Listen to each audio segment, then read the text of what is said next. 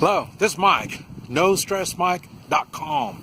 I had a comment where someone wanted me to talk a little more on mandatory evacuation and confiscation. And I've talked about my experiences in Central America. Central America, I did a lot more hurricane chasing in Central America, and I'm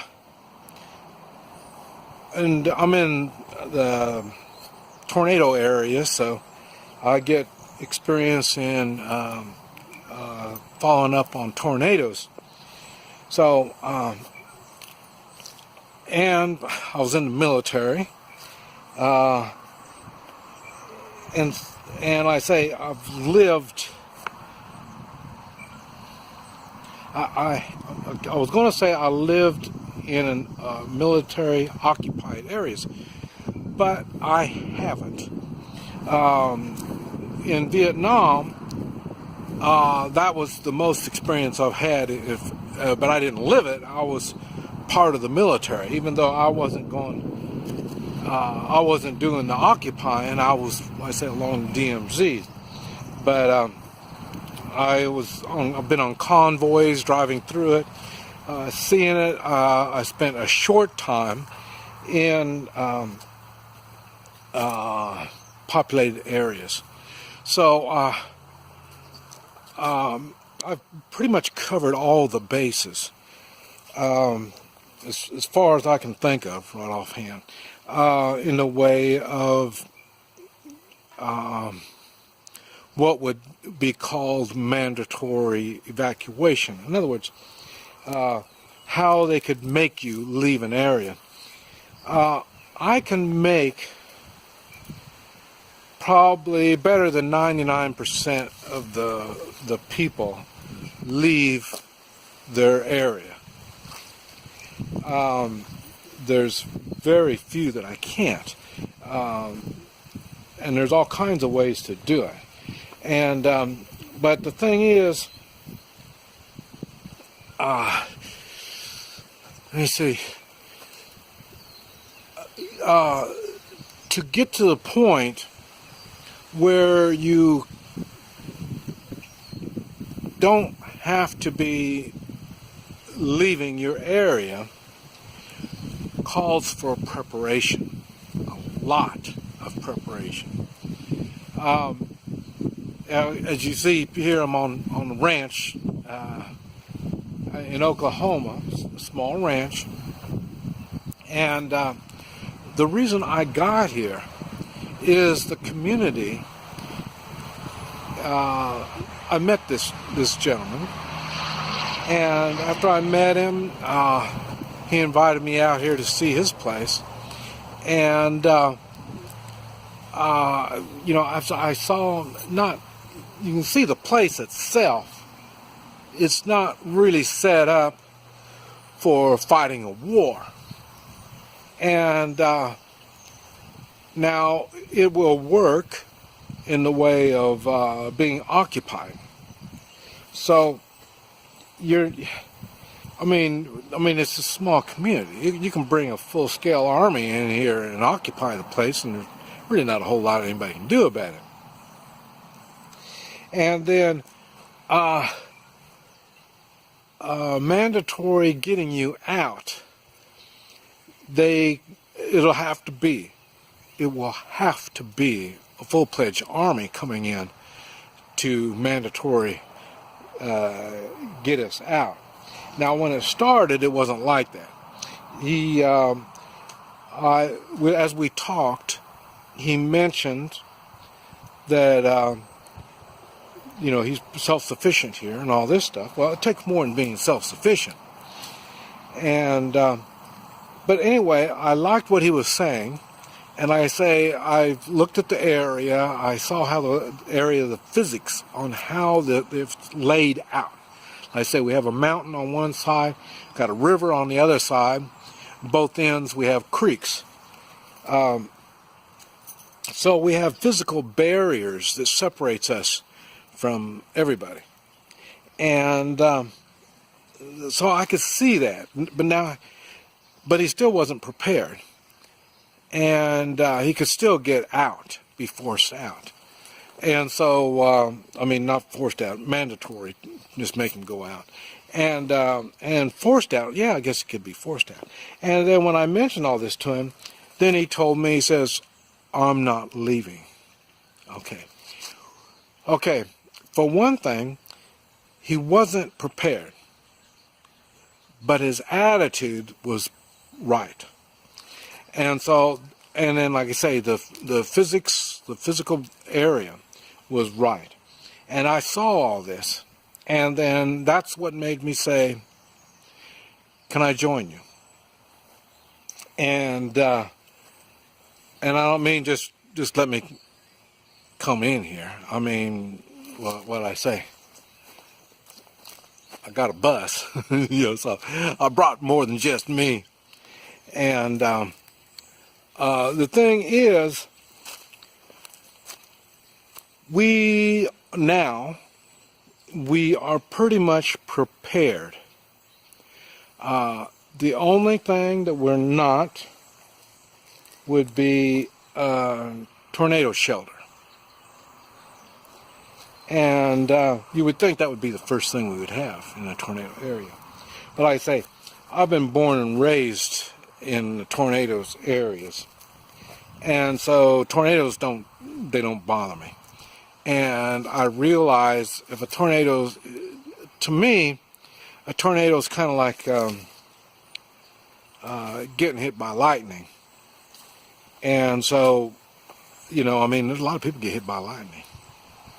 A lot of people get hit by tornadoes. And kind of like the seatbelt. Got to have your seatbelt on. Well, yeah, a lot of people need their seatbelt when they get in a wreck. And then a lot of people don't wear a seatbelt, never get in a wreck. And it's the same thing.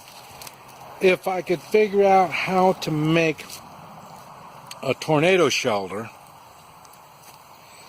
that would have dual purpose, then that would be a different thing. And I had a whole lot of money. That'd be a different thing, to have the money to build it. I can think of how to make it, but to make it properly, it's going to take a lot of money.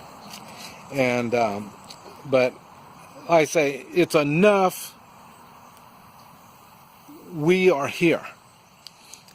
There's no mandatory evacuation. There's nothing they can do to make us leave here. And then I say, well, you say the full-scale army come in and force you out. Yes, you can. And so we will. We'll leave on something like that. And now this is where confiscation falls in. Because this is what they do. When you leave an area on a mandatory evacuation, you go somewhere, and if you go to any organized place, they're going to disarm you. They're going to confiscate. And I've mentioned in Central America, I've seen it's not a good thing when you go to shelters, public shelters. Now, if you can do it for a short time, that'd be a different story. Like 1 day, 2 days, 3 days at the tops, maybe. And I mentioned down Central America, after 3 days, they started putting fences up around the place. And the next thing you know, everybody had some kind of weird disease, and they wouldn't let people leave. So there's, now whether they had that disease or not, I don't know. But once the fence is up, it doesn't make any difference. And the fence was up because of protection. There was people coming into the shelter and victimizing people. And so they thought, well, if they put a fence around there to keep them out, that would work. And it did. And it also kept everybody in. So it made it better control. Okay, so when it comes to mandatory evacuation, you probably, more than likely, you need to leave. Unless you are totally prepared. Now there's people I know in Florida that they're in, got condominiums and they're up, stories high, so they'd be safe from flooding and stuff. But I've also, I've been around tornadoes. I've seen tornadoes do a direct hit on these buildings, and it was disastrous. So really, there's no 100% protection from everything. There isn't. So the best you can do is do the best you can, and if you feel that you have done everything you can do and it is enough, then I would say don't evacuate. But the thing is, you have to get back to your area as soon as possible. Now in Florida, it's a long, skinny state. They all left. They all, and now trying to get back is going to be, it probably won't be until next week sometime before today's the first day when the hurricane's hitting Florida, the southern end of Florida. So it'll probably be probably a week before people can get back into their homes. And but I say, I don't know how they do that stuff. I'm not a hurricane kind of guy. And like I say, yes, they can come in here, they can confiscate and take everything, but they're not going to take everything. We've got stuff all over. There's no way they're going to find everything. And if you know anything about farmers and all this kind of stuff, they've got farmers that have gold and silver buried, and they got more than just gold and silver buried too. So you're not going to get it all. And that's one thing I learned from Vietnam. They buried a lot of stuff. They had a lot of stuff buried. So there's things you can do, but I say mandatory evacuation is for those that need to be evacuated. And if you're not, and sometimes you're just plain flat you can't do it. And that's the same thing. You got a place right on the ocean, and you got a hurricane coming, and you can't stay there. There's just no way. I mean, between the tornadoes hitting you and the flooding, it's going to be a tough one. But and confiscation, when you leave your area, you will be set up for confiscation. In Central America, Mexico, people leaving their areas, bandits would stop them and confiscate. The bandits aren't always bandits. Sometimes they're police and sometimes they're military. Venezuela is a good example. They weren't letting them take food in and out of Caracas, the capital of Venezuela. So they have control on this stuff, and they know what they're doing. And so the best thing you can do is control your own area and work. Here in the United States, I would work with law enforcement. I know the sheriff, and I want to work with him. And I was going to say my three-man militia, but I belong to many three-man militias. And we will work with the sheriff department as long as they stay moral and constitutional. In other words, no confiscating anything.